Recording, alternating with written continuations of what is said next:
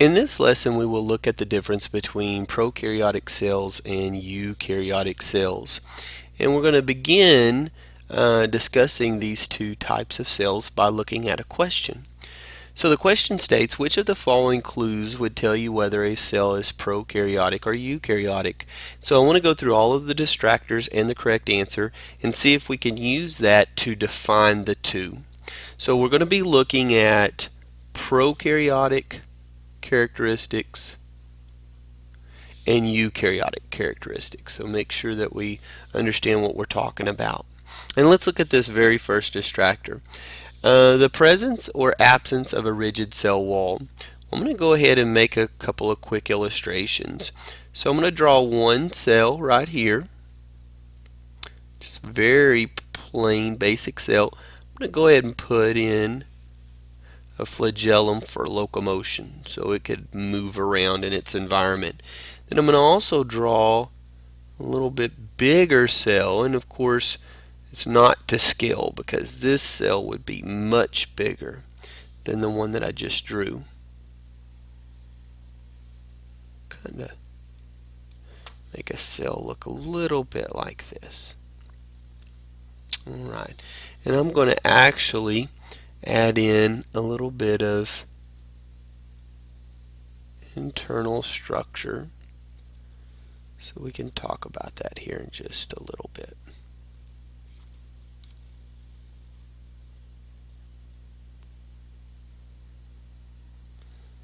Alright, thanks for your patience. Let me get this drawn right here.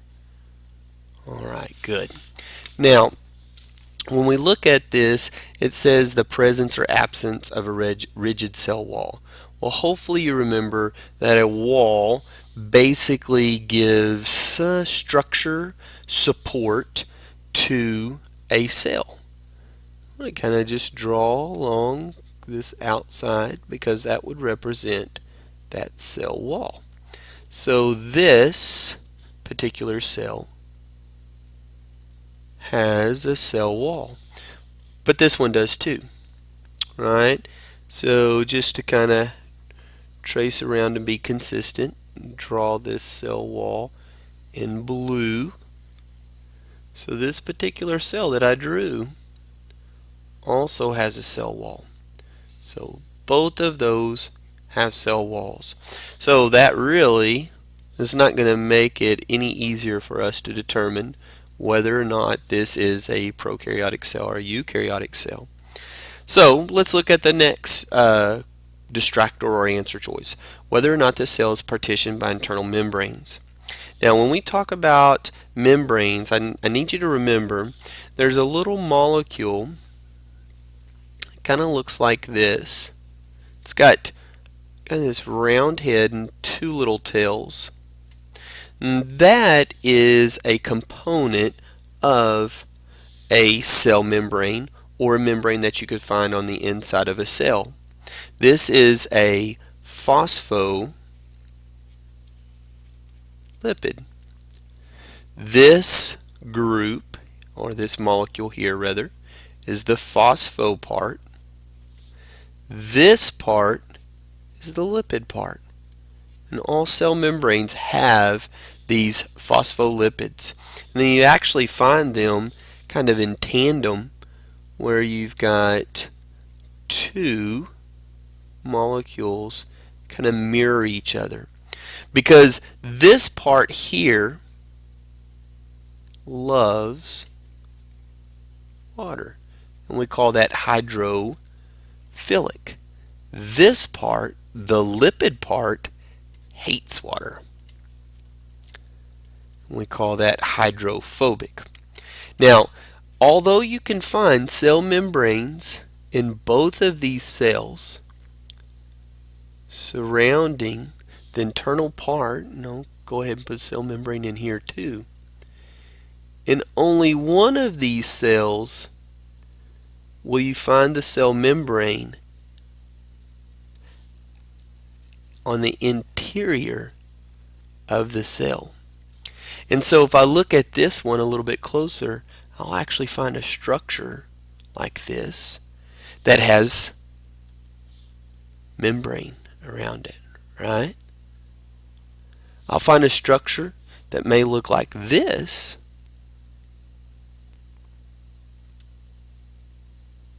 that has those membranes around it. I could even find a structure that kind of starts looking like this. One that looks like this.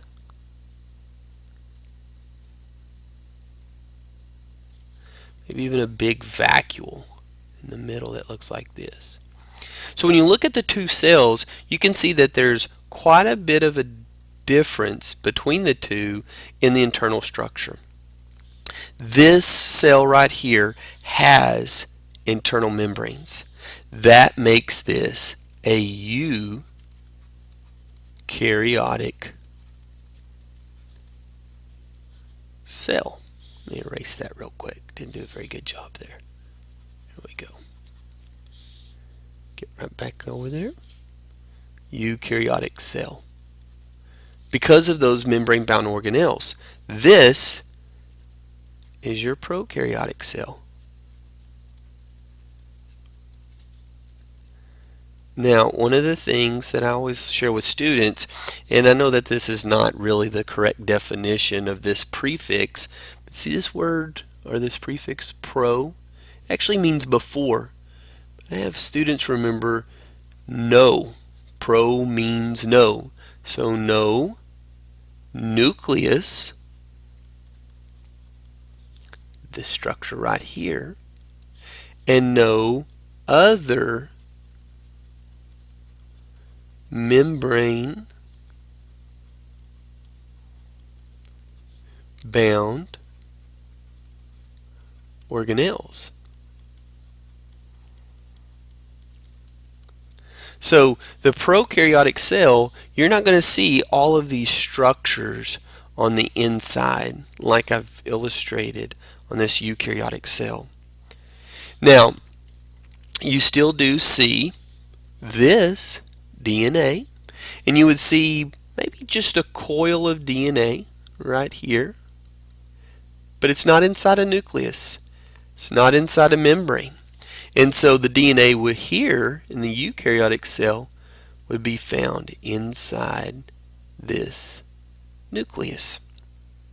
So that makes this distractor also incorrect because it's whether or not the cell contains DNA. If you're a cell, you're a living cell, you have DNA. Now, if we look at this distractor, ribosomes, I'll draw green, ribosomes are found in both of these types of cells. This cell here maybe have some ribosomes attached to this organelle, and then some of them would just be free floating. But they would still have those ribosomes. Remember, ribosomes equal protein. They don't actually equal protein, but they do manufacture protein, and that's a super important concept to remember and could show up on questions later on in the test. So this would also be a distractor because they both have ribosomes. That makes this answer choice here the correct answer. Remember, you've got to kind of associate this pro with no nucleus and no other membrane-bound organelles. And I always tell my students, because this is what this prefix means, is true, right? It's a true cell, so it has a nucleus.